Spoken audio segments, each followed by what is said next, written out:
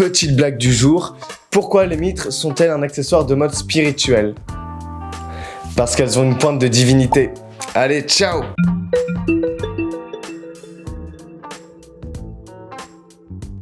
Bonjour à tous les amis, j'espère que vous allez bien.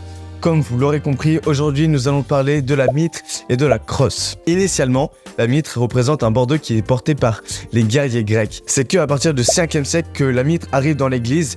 Elle représente un symbole de sainteté et d'autorité du clergé.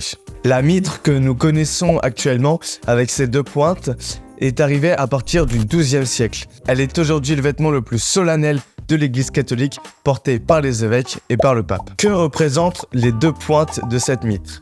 C'est pas compliqué, ça représente le Nouveau Testament et l'Ancien Testament qui représentent l'ensemble complet de notre Bible. C'est au moment de l'ordination épiscopale que le futur évêque reçoit une mitre symbolisant la loyauté, l'autorité du nouvel évêque et bien sûr la fonction de pasteur. Ça tombe bien parce que la crosse, qui est l'autre symbole de l'évêque, représente parfaitement cette image de pasteur et de berger. La crosse est elle aussi arrivée à partir du 12e siècle et elle représente ce bâton de berger.